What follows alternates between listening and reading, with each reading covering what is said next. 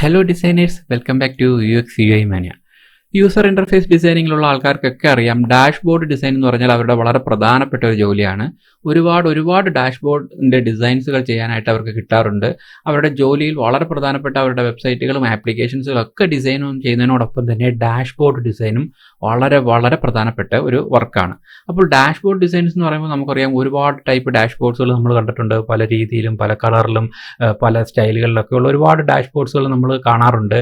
അപ്പോൾ ഈ ഡാഷ്ബോർഡ് ഡിസൈൻസുകൾ ചെയ്യുന്നതിന് മുമ്പേ ഒരു യൂസർ ഇൻ്റർഫേസ് ഡിസൈനർ അറിഞ്ഞിരിക്കേണ്ടുന്ന കുറേ കാര്യങ്ങളുണ്ട്. അപ്പോൾ ഡാഷ്ബോർഡിനെ കുറിച്ചൊരു സെക്ഷൻ എടുക്കാനാണെങ്കിൽ എനിക്ക് തോന്നുന്നു 2-3 മണിക്കൂർ കണ്ടിന്യൂസ് എടുക്കാനുള്ള കാര്യങ്ങളുണ്ട് അതിൻ്റെ പിന്നിൽ.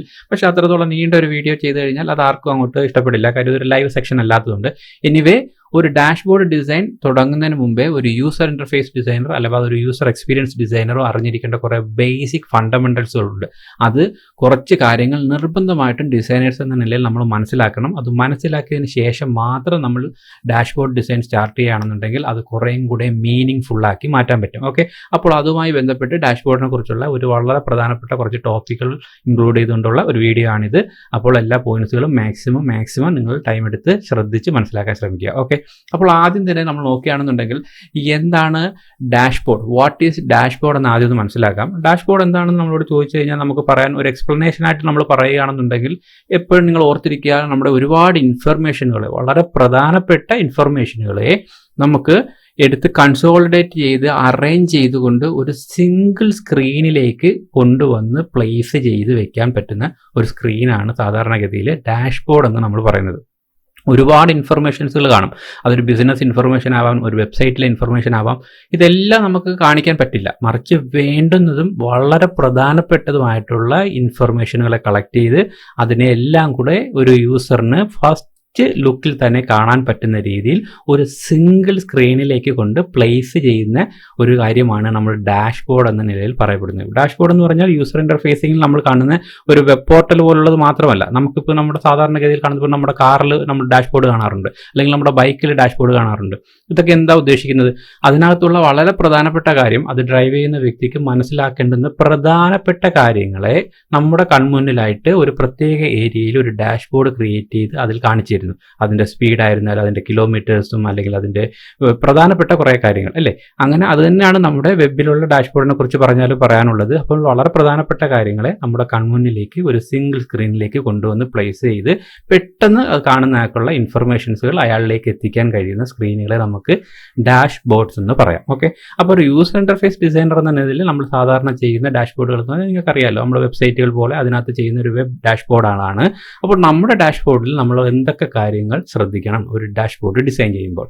ആദ്യമായി ഇതിനെ 3 ടൈപ്പ് ഓഫ് ഡാഷ്ബോർഡ് ഡിസൈൻസുകളായിട്ട് നമ്മൾ ക്ലാസിഫൈ ചെയ്തിട്ടുണ്ട് എന്ന് മനസ്സിലാക്കുക, ഒരു ഡാഷ്ബോർഡ് ഡിസൈൻ ചെയ്യുന്നതിന് മുന്നോടിയായിട്ട്. ഓക്കെ, ആ ഒരു 3 ടൈപ്പ് ഡാഷ്ബോർഡ് ഡിസൈൻസുകൾ പറയുന്ന പേരുകളാണ്: ഒന്ന് ഓപ്പറേഷണൽ ഡാഷ്ബോർഡ്സ്, ഒന്ന് analytical dashboard and strategical dashboards. പ്രധാനമായിട്ടും ഡാഷ്ബോർഡ്സുകളെ ഇങ്ങനെ 3ആയിട്ട് ക്ലാസിഫൈ ചെയ്തിട്ടുണ്ട്. ഓക്കെ, അപ്പോൾ നമ്മൾ ചെയ്യാൻ പോകുന്ന ഒരു ഡാഷ്ബോർഡ് സാധാരണഗതിയിൽ ഒരു ഡിസൈനറോട് ഒരു ഡാഷ്ബോർഡ് ചെയ്യാനും പറഞ്ഞ് കുറച്ച് കണ്ടന്റ് കൊടുത്തു കഴിഞ്ഞാൽ നമ്മൾ സാധാരണഗതിയിൽ കാണിക്കുന്ന ഒരു മിസ്റ്റേക്ക് എന്താണെന്ന് വെച്ച് കഴിഞ്ഞാൽ, നേരെ ചെല്ലുക, ഗൂഗിളിലോ അല്ലെങ്കിൽ ഡ്രിബിളിലോ ഡാഷ്ബോർഡ് എന്ന് സെർച്ച് ചെയ്യുക. അവിടെ നിന്ന് കാണുന്ന ഏതെങ്കിലും നമുക്ക് നമ്മുടെ കണ്ണിന് അനുയോജ്യമായ ഇഷ്ടപ്പെട്ട ഒരു ഡാഷ്ബോർഡ് അവിടുന്ന് പൊക്കുക, അതേപോലെ ഈ ഡാറ്റ അങ്ങോട്ട് ട്രാൻസ്ഫർ ചെയ്യുക. അത് വളരെ മോശമായിട്ടുള്ള ഒരു ആറ്റിറ്റ്യൂഡാണ്. കാര്യമെന്ന് വെച്ചാൽ ഡാഷ്ബോർഡ് എന്ന് പറയുന്ന കാര്യം എന്തിനു വേണ്ടിയാണ് ചെയ്യുന്നത്, അല്ലെങ്കിൽ എന്ത് ടൈപ്പ് ഡാഷ്ബോർഡാണ് നമ്മൾ ചെയ്യാൻ പോകുന്നത് എന്നുള്ളത് ആദ്യം മനസ്സിലാക്കുക എന്നുള്ളതാണ് വളരെ പരമപ്രധാനമായിട്ടുള്ള കാര്യം. നമ്മുടെ ഡാഷ്ബോർഡ് നമ്മുടെ ബിസിനസ്സുമായിട്ട് റിലേറ്റഡ് ആയിരിക്കണം, അത് ചെയ്യാൻ പോകുന്ന ഡാഷ്ബോർഡിൻ്റെ ആവശ്യകത. ഓക്കെ, അപ്പോൾ അതിനുവേണ്ടി ഈ 3 ഡാഷ്ബോർഡ് ആദ്യം ഒന്ന് മനസ്സിലാക്കിയിരിക്കുക. ഇങ്ങനെ 3 ടൈപ്പ് ഓഫ് ഡാഷ്ബോർഡ് ഉണ്ടെന്നുള്ളത്. ഇനി ഇതിൽ ഓരോ ഡാഷ്ബോർഡ്സുകളും എന്താണ് മീൻ ചെയ്യുന്നത്, ഓരോന്നും എന്താണ് അർത്ഥമാക്കുന്നതെന്ന് നോക്കാം. ഇപ്പോൾ ഒരു ഓപ്പറേഷണൽ ഡാഷ്ബോർഡ്സ് എന്ന് പറഞ്ഞു കഴിഞ്ഞാൽ സാധാരണഗതിയിൽ നിങ്ങൾ കണ്ടിട്ടുണ്ടായിരിക്കും, ചില വളരെ ക്രിട്ടിക്കലായിട്ടുള്ള വളരെ ഇൻസ്റ്റൻ്റ് ആയിട്ടുള്ള ഇൻഫർമേഷനുകളെ നമ്മുടെ മുന്നിലേക്ക് വളരെ അപ്ഡേറ്റ് ചെയ്ത് തന്നുകൊണ്ടിരിക്കുക. നമുക്കൊരു ആ ഒരു ഡാഷ്ബോർഡ് ഓപ്പൺ ചെയ്ത് കഴിഞ്ഞാൽ ഒരുപാട് ഇൻഫർമേഷൻസുകൾ കാണും, പക്ഷേ അതിങ്ങനെ വളരെ പെട്ടെന്നായിരിക്കും അതിങ്ങനെ അപ്ഡേറ്റഡ് ആയിക്കൊണ്ടിരിക്കുന്നത്. അതിനുള്ള ഏറ്റവും ഏറ്റവും ബെറ്റർ ഒരു എക്സാമ്പിൾ എന്ന് പറയുന്നത്, നിങ്ങൾ ഗൂഗിൾ അനാലിറ്റിക്സ് യൂസ് ചെയ്തിട്ടുണ്ടോ എന്ന് എനിക്കറിയാം. അനാലിറ്റിക്സ് ഉണ്ടല്ലോ, ഗൂഗിൾ അനാലിറ്റിക്സിൻ്റെയൊക്കെ സ്ക്രീൻസുകൾ എടുത്ത് നോക്കിക്കഴിഞ്ഞാൽ നിങ്ങൾക്ക് മനസ്സിലാക്കാൻ പറ്റും അതിലെ ആ ഒരു ഡാറ്റാസുകൾ പ്ലേസ് ചെയ്തിരിക്കുന്ന രീതികൾ. അങ്ങനെ പെട്ടെന്നായിരിക്കും അവരുടെ സൈറ്റുകളിൽ ഇൻഫർമേഷൻ മാറിക്കൊണ്ടിരിക്കുന്നത്, പെട്ടെന്നായിരിക്കും അതിനകത്തുള്ള ഓരോരോ കണ്ടന്റുകൾ മാറുന്നത്. ഇങ്ങനെ ക്വിക്കായിട്ട് നമ്മുടെ ആ ഒരു ഓപ്പറേഷൻ നമുക്ക് കണ്ടു കഴിഞ്ഞാൽ തന്നെ നമ്മുടെ ആ ഒരു വെബ്സൈറ്റിൻ്റെ കറണ്ട് ആയിട്ടുള്ള അപ്ഡേറ്റ്സുകൾ മനസ്സിലാക്കാൻ പറ്റുന്ന ഒരു ടൈപ്പ് ഓഫ് ഡാഷ്ബോർഡ്സിനെല്ലാം ഓപ്പറേഷണൽ ഡാഷ്ബോർഡ്സ് എന്നാണ് നമ്മൾ പറയുന്നത്. ഓക്കെ, ഇനി നമ്മൾ ആ ഓപ്പറേഷണൽ ഡാഷ്ബോർഡ്സ് കഴിഞ്ഞ് കഴിഞ്ഞാൽ അടുത്ത ടൈപ്പാണ് അനലിറ്റിക്കൽ ഡാഷ്ബോർഡ്സ് എന്ന് പറയുന്നത്. അനലിറ്റിക്കൽ ഡാഷ്ബോർഡാണ് സാധാരണഗതിയിൽ നമ്മൾ കണ്ടുവരുന്ന ഒരു ഡാഷ്ബോർഡിൻ്റെ ലേഔട്ട് എന്ന് പറയുന്നത്.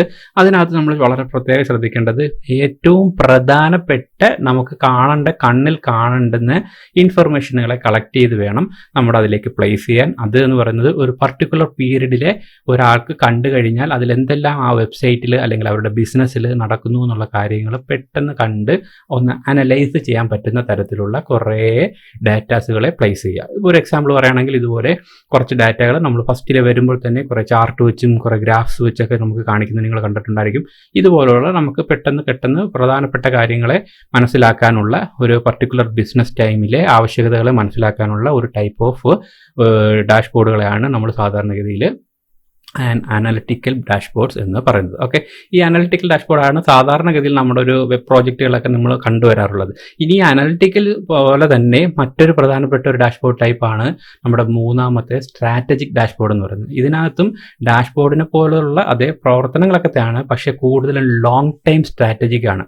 ഇപ്പോൾ ഒരു 10 വർഷമായിട്ടുള്ള ഒരു ബിസിനസ്സിൻ്റെ സ്ട്രാറ്റജി നമുക്കറിയണം, അല്ലെങ്കിൽ ഒരു 15 വർഷമായിട്ടുള്ള ഒരു വെബ്സൈറ്റിൻ്റെ അനലിറ്റിക്സ് നമ്മൾ അറിയണം. അപ്പോൾ ഒരു ലോങ് പീരീഡിലുള്ള കാര്യങ്ങളെ നമ്മൾ സാധാരണഗതിയിൽ നേരത്തെ കണ്ട പോലുള്ള ഒരു ഡാഷ്ബോർഡിൽ പ്ലേസ് ചെയ്യും, പക്ഷേ അതിൽ കൂടുതൽ ലോങ് പീരീഡ് ആയിട്ടുള്ള കാര്യങ്ങളായിരിക്കും അതിനകത്ത് കൂടുതലായിട്ട് ഉൾപ്പെടുത്തിയിരിക്കുന്നത്.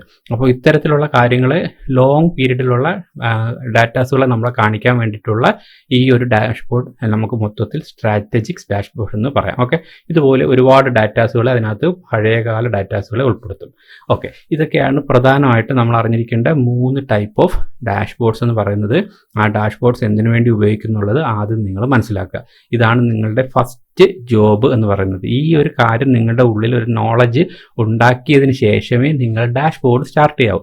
അപ്പോൾ എന്തിനു വേണ്ടി ഡാഷ്ബോർഡ് എന്ന് നമ്മൾ ആദ്യം തന്നെ മനസ്സിലാക്കി. ഓക്കെ, ഇനി അടുത്തായിട്ട് നമ്മൾ നോക്കാൻ പോകുന്നത് കീ പ്രിൻസിപ്പിൾസ്. അതിന് വേണ്ടുന്ന കുറച്ച് പ്രിൻസിപ്പിൾസുകളുണ്ട്.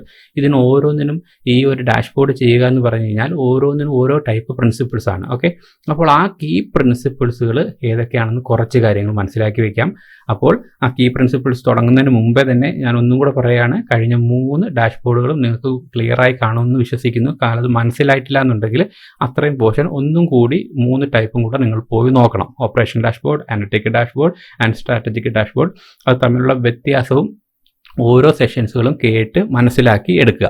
അപ്പോൾ അങ്ങനെ ഘട്ടം ഘട്ടമായിട്ട് കാര്യങ്ങൾ മനസ്സിലാക്കിയെടുത്ത് നല്ല ക്ലിയർ ആയതിനു ശേഷം മാത്രമേ അടുത്ത സെക്ഷനിലോട്ട് പോകാവൂ. അല്ലാതെ ജസ്റ്റ് ഒരു വീഡിയോ കണ്ട് തീർക്കുന്ന ലാഘവത്തോടു കൂടി ഇത്തരത്തിലുള്ള ഇൻഫോർമേറ്റീവ് ആയിട്ടുള്ള വീഡിയോസുകൾ കണ്ട് വെറുതെ ഇത് ചെയ്യരുത്. അതുകൊണ്ട് വീണ്ടും പറയുന്നത് നമ്മൾ മനസ്സിലാക്കി തന്നെ പോവുക, ഒരു ബുക്ക് വായിക്കുന്ന അതേ ഒരു ലാഘവത്തോടു കൂടി. ഓക്കെ, അപ്പോൾ വേണമെങ്കിൽ ഞാൻ ഒന്നും കൂടെ 3 ഡാഷ്ബോർഡുകളെ കുറിച്ച് ഒന്നും കൂടെ ചെറിയൊരു വിവരണം തരാം. 2-3 തമ്മിലൊരു വ്യത്യാസം തന്നെ പറയുകയാണെന്നുണ്ടെങ്കിൽ, ഓപ്പറേഷണൽ എന്ന് പറഞ്ഞു കഴിഞ്ഞാൽ നമ്മുടെ സാധാരണഗതിയിലുള്ള ഫ്രീക്വൻ്റ് ആയിട്ട് ചേഞ്ച് ചെയ്തുകൊണ്ടിരിക്കുന്ന ഇൻഫർമേഷൻസ് ആണ്. മറ്റേ അനലിറ്റിക്കൽ ആകുമ്പോഴത്തേക്ക് information large volume of related organisation ആയിരിക്കും അതിനകത്ത് ഉപയോഗിക്കുന്നത്. വെച്ചാൽ ആ ഓർഗനൈസേഷനിൽ വളരെ ലാർജ് ആയിട്ട് ഉപയോഗിക്കേണ്ടുന്ന കണ്ടന്റുകളായിട്ട് ഉപയോഗിക്കുന്നത്. പക്ഷേ സ്ട്രാറ്റജിക് ആകുമ്പോഴത്തേക്ക് അതിനകത്ത് ഒരു ലോങ് പീരീഡിലുള്ള കുറേ ഇൻഫർമേഷൻസുകൾ ഡിസ്പ്ലേ ചെയ്യുന്നു. ഓക്കെ, നമ്മുടെ ഓപ്പറേഷനിൽ സാധാരണഗതിയിൽ ഫ്രീക്വൻ്റ് ആയിട്ട് അപ്ഡേറ്റ് ചെയ്യുമ്പോഴത്തേക്ക് അനാലിറ്റിക്സിനകത്ത് അത് വളരെ പീരീഡിലായിരിക്കും വരുന്നത്. പക്ഷേ സ്ട്രാറ്റജിക് ആകുമ്പോഴത്തേക്ക് വളരെ ലോങ് പീരീഡിലുള്ളതായിരിക്കും. അങ്ങനെ ഓരോന്നിനും ഓരോരോ പ്രത്യേകതകളുണ്ട്, അല്ലെങ്കിൽ ഓരോന്നിനും പ്രത്യേകം ആവശ്യകതകളുണ്ട് എന്നുള്ളത് മനസ്സിലാക്കാൻ വേണ്ടി പറഞ്ഞെന്ന് മാത്രം. ഓക്കെ, അപ്പോൾ അത്തരം കാര്യങ്ങൾ ക്ലിയർ ആക്കിക്കൊള്ളുക. ദെൻ നമുക്ക് പ്രിൻസിപ്പിൾസിലേക്ക് വരാം. ഈ പ്രിൻസിപ്പിൾസ് ഒക്കെ നിങ്ങളുടെ ഡാഷ്ബോർഡ് ഡിസൈൻ ചെയ്യുന്ന ടൈമിൽ ഇൻക്ലൂഡ് ചെയ്യിക്കാൻ ശ്രമിക്കുക. ഓക്കെ, അപ്പോൾ പ്രിൻസിപ്പിൾസ് നമ്മൾ പറയുമ്പോഴത്തേക്ക് കുറേ പ്രിൻസിപ്പിൾസ് ഉണ്ട്. എല്ലാം കൂടെ പറഞ്ഞ് കണ്ടെത്തി നമുക്ക് ഇടാമെന്ന് വെച്ചാൽ പറ്റില്ല. കുറേ കാര്യങ്ങൾ പെട്ടെന്ന് മനസ്സിൽ വരുന്നതും പെട്ടെന്ന് നമുക്ക് തോന്നിയിട്ടുള്ള കുറേ പോയിന്റ്സുകളാണ് ഇപ്പോൾ ഉൾപ്പെടുത്തിയിരിക്കുന്നത്, വളരെ അത്യന്താപേക്ഷിതമായിട്ടുള്ളത്. ആദ്യമേ തന്നെ ഡാഷ്ബോർഡ് ചെയ്യുന്നതിന് മുമ്പേ എല്ലാ ഡിസൈനും പോലെ തന്നെ നമ്മൾ അണ്ടർസ്റ്റാൻഡ് ദ യൂസർ ഫസ്റ്റ്. ഏതൊരു ഡിസൈൻ ചെയ്താലും അത് ഡാഷ്ബോർഡ് ആയിക്കോട്ടെ, വെബ്സൈറ്റ് ആയിക്കോട്ടെ, ആപ്ലിക്കേഷൻ ആയിക്കോട്ടെ, എന്തായിരുന്നാൽ തന്നെയും നമ്മുടെ ഫസ്റ്റ് ജോബ് എന്ന് പറയുന്നത് അണ്ടർസ്റ്റാൻഡ് യൂസർ, അത് ഉപയോഗിക്കുന്ന യൂസർ ആരാണ് എന്ന് മനസ്സിലാക്കലാണ് വളരെ പ്രധാനപ്പെട്ട ജോബ്. ഓക്കെ, അത് ഏത് ഡിസൈൻ ചെയ്താലും, അത് ഡാഷ്ബോർഡിൻ്റെ കാര്യത്തിൽ മാത്രമല്ല, ഡാഷ്ബോർഡിലും അത് വളരെ പ്രധാനപ്പെട്ടതായതുകൊണ്ട് അത് ഫസ്റ്റ് പോയിന്റ് ആയിട്ട് പറഞ്ഞു എന്ന് മാത്രം. ഓക്കെ, അടുത്തതായിട്ട് പറയുന്നെങ്കിൽ make it simple and silly, വളരെ ഈസി ആയിരിക്കണം. ഒരു ഡാഷ്ബോർഡിലേക്ക് വന്നു കഴിഞ്ഞാൽ ഒരു 10,000-കണക്കിന് കണ്ടന്റുകൾ അവിടെ കൊണ്ടിട്ട് അതിനെ നമ്മൾ കണ്ടു കഴിഞ്ഞാൽ നമുക്ക് കണ്ണിനൊരു ഡിസ്റ്റോർഷൻ തോന്നുന്ന രീതിയിലാകരുത്. മറിച്ച് വേണ്ടുന്ന പരമപ്രധാനമായിട്ടുള്ള കാര്യങ്ങളെ മാത്രം അതിൽ നിന്ന് സെലക്ട് ചെയ്ത് വേണം ഒരു വെബ്സൈറ്റിൻ്റെ ഫ്രണ്ടിൽ ഒരു ഡാഷ്ബോർഡിൽ കൊണ്ടിടാൻ വേണ്ടിയിട്ട്. അപ്പോൾ എന്തെടുത്ത് നമ്മളത് സിമ്പിൾ ആക്കുന്നു എന്നുള്ളത് വളരെ പ്രധാനപ്പെട്ട ഒരു കാര്യമാണ് ഒരു ഡിസൈനർ എന്ന നിലയിൽ. ഓക്കെ, ഇനി അതുപോലെ ശ്രദ്ധിക്കേണ്ട വളരെ പ്രധാനപ്പെട്ട ഒരു കാര്യമാണ് 5 സെക്കൻഡ് റൂൾ എന്ന് പറയുന്നൊരു ഒരു നിയമമുണ്ട്. ഒരു യൂസർ വന്ന് ഒരു സൈറ്റ് അല്ലെങ്കിൽ ഒരു ഡാഷ്ബോർഡ് ഓപ്പൺ ചെയ്ത് കഴിഞ്ഞാൽ 5 സെക്കൻഡ്സിലാണ് അവൻ്റെ നമുക്ക് വേണ്ടുന്ന ഇൻഫർമേഷൻസുകൾ അവന് 5 സെക്കൻഡ്സിനുള്ളിൽ അവൻ്റെ ബ്രെയിനിൽ അവന് മനസ്സിലാക്കാൻ കഴിഞ്ഞിരിക്കണം.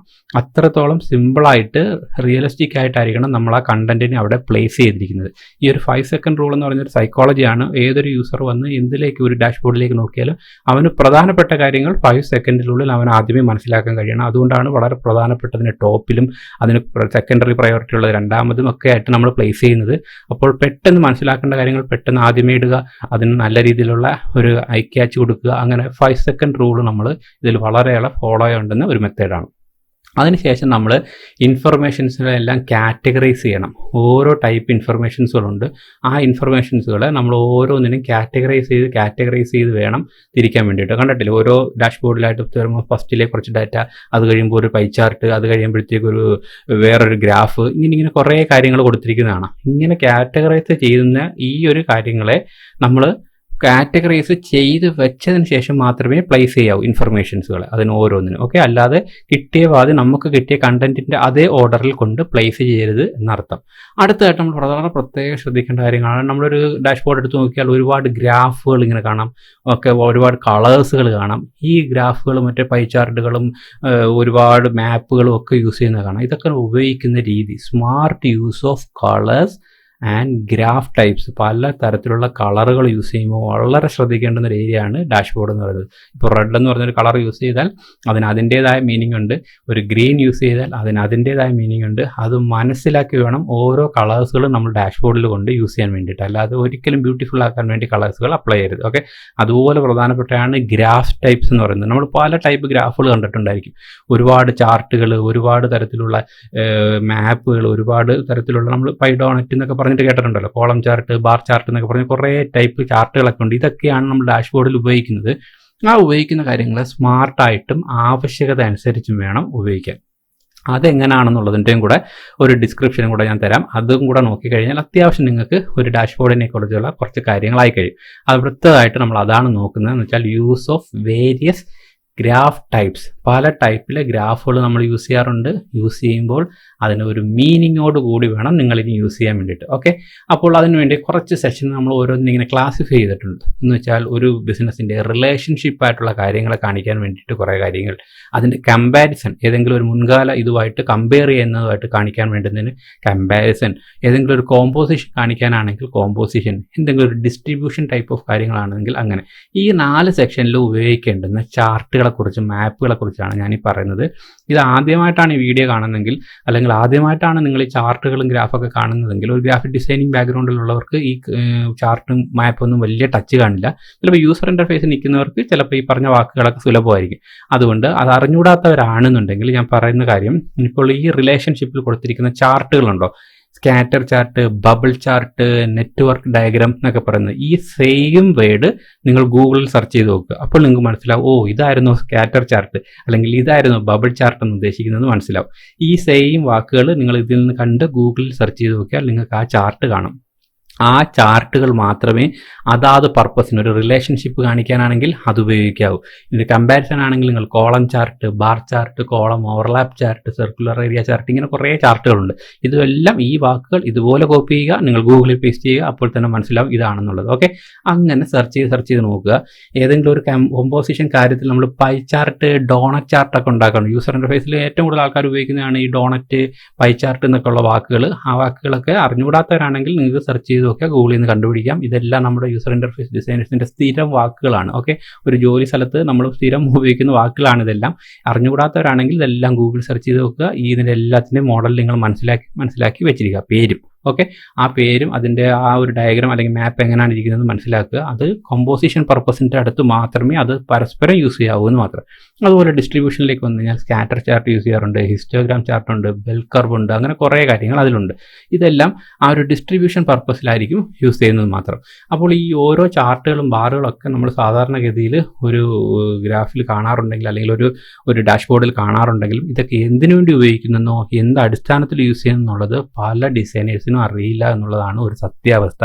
ഇനി മുതലെങ്കിലും നമ്മൾ അത്തരം എലമെൻസുകൾ യൂസ് ചെയ്യുമ്പോൾ ഇതിനുമായിട്ട് ബന്ധപ്പെടുത്തി വേണം നമ്മൾ ഓരോന്നും എടുത്ത് ചാർട്ടുകളായാലും എടുത്ത് ഉപയോഗിക്കാൻ. അതുപോലെ തന്നെ ഒരുപാട് കാര്യങ്ങൾ ഇന്ന ചാർട്ടുകൾ പരസ്പരം ഉപയോഗിച്ചുകൂടാ, ഇന്ന ചാർട്ടുകൾ ചേർത്ത് അടുത്തടുത്തായിട്ട് യൂസ് ചെയ്തിട്ട് അങ്ങനെയൊക്കെ കുറേ നിയമങ്ങളുണ്ട്. ആ നിയമങ്ങളിലേക്കൊക്കെ നമ്മൾ വീണ്ടും ഇറങ്ങി ചെല്ലുകയാണെന്നുണ്ടെങ്കിൽ നിങ്ങൾക്ക് ഒരുപാട് ഇതിലേക്ക് ഞാൻ നേരത്തെ പറഞ്ഞതുപോലെ തന്നെ 2-3 മണിക്കൂർ തന്നെ വേണമെങ്കിൽ ഇതിനെക്കുറിച്ച് സെഷൻ എടുക്കാൻ തന്നെ ഉണ്ടല്ലോ. വലിയൊരു സബ്ജക്റ്റാണ് ഈ ഒരു ഡാഷ്ബോർഡ് ഡിസൈൻ എന്ന് പറയുന്നത്. പക്ഷേ അത്രയും ഡീപ്പായിട്ട് പോയില്ലെങ്കിൽ കൂടിയും ഈ പറഞ്ഞ കാര്യങ്ങളെങ്കിലും ഒരു ഡിസൈനർ എന്ന നിലയിൽ നിങ്ങൾ ദയവായി മനസ്സിലാക്കിയിരിക്കണം. ഇത്രയും വീഡിയോ നിന്ന് സമാധാനമായിട്ട് കണ്ട ആൾക്കാരാണ് നിങ്ങളെങ്കിൽ തീർച്ചയായിട്ടും നിങ്ങൾക്ക് ഒരു യൂസർ ഇൻ്റർഫേസ് ഡിസൈനിങ്ങിൽ ഇൻട്രസ്റ്റ് ഉണ്ട്, അല്ലെങ്കിൽ നിങ്ങൾക്ക് അതിലൊരു ഫ്യൂച്ചർ ഉണ്ട് എന്നുള്ളതാണ് അതിൻ്റെ അർത്ഥം. ഓക്കെ, അപ്പോൾ അത്തരം കഴിവുള്ള ആൾക്കാർ, ഇത്തരം വീഡിയോ കണ്ട ആൾക്കാർ ദയവ് ചെയ്ത് ഈ പോയിന്റുകളെല്ലാം വീണ്ടും റീക്യാപ്പ് ചെയ്യുക, ഒന്നും കൂടെ ഒന്ന് റിഫ്രഷ് ചെയ്തെടുക്കുക. നിങ്ങൾക്ക് വേണമെങ്കിൽ അതൊരു നോട്ട്സായിട്ട് കളക്ട് ചെയ്ത് വെക്കുക. അതിനുശേഷം വേണം ഇനി മുതൽ ഡാഷ്ബോർഡ് ഡിസൈൻ ചെയ്യുമ്പോൾ അത് സ്റ്റഡി ചെയ്ത് അതിൻ്റെ പർപ്പസ് മനസ്സിലാക്കി വേണം നിങ്ങളുടെ ഓരോ കളറും ഓരോ എലമെൻസുകളും ഇനി പ്ലേസ് ചെയ്യാൻ വേണ്ടിയിട്ട്. ഓക്കെ, അങ്ങനെ പ്ലേസ് ചെയ്ത് കിട്ടുന്ന നല്ല പ്രൊഫഷണൽ ആയിട്ടുള്ള ഡാഷ്ബോർഡ് ഡിസൈൻസുകൾ ചെയ്ത് ശീലിക്കുക. ഡാഷ്ബോർഡ്സുകൾ നല്ല ഐ ക്യാച്ചി ആയിരിക്കുന്നതിനോടൊപ്പം തന്നെ ഈ പറഞ്ഞ കുറേ പ്രിൻസിപ്പിൾസും കൂടെ ഫോളോ ചെയ്യുന്നത് നമ്മൾ വളരെ ശ്രദ്ധിക്കേണ്ടതുണ്ട്. ഇത് അപ്പോൾ നിങ്ങളുടെ യൂസർ ഇൻ്റർഫേസ് ഡിസൈനിങ്ങിൽ വളരെ പ്രധാനപ്പെട്ട ഒരു ടോപ്പിക്കാണ്. അതുകൊണ്ട് ഇത് ഇഷ്ടപ്പെട്ടുവെങ്കിൽ അല്ലെങ്കിൽ എന്തെങ്കിലും ഒരു അറിവ് നിങ്ങൾക്ക് ഇപ്പോൾ ഈ വീഡിയോയിൽ നിന്ന് കിട്ടിയെങ്കിൽ നിങ്ങളുടെ ഡിസൈനേഴ്സ് ആയിട്ടുള്ള സുഹൃത്തുക്കൾക്കും കൂടെ നമ്മുടെ ഈ വീഡിയോ ഒന്ന് ഷെയർ ചെയ്ത് കൊടുക്കുക. നമ്മുടെ ചാനൽ ഒന്ന് സബ്സ്ക്രൈബ് ചെയ്ത് ബെല്ലൈക്കൺ കൂടെ ആക്ടിവേറ്റ് ചെയ്യാൻ ശ്രമിക്കുക. ഓക്കെ, അപ്പോൾ ഇതുപോലെ ഡിസൈനേഴ്സിന് വളരെ ഹെൽപ്ഫുൾ ആവുന്ന രീതിയിലുള്ള മറ്റൊരു ഇൻഫർമേഷൻ വീഡിയോ ആയിട്ട് നമുക്ക് വീണ്ടും കാണാം. Till then bye guys.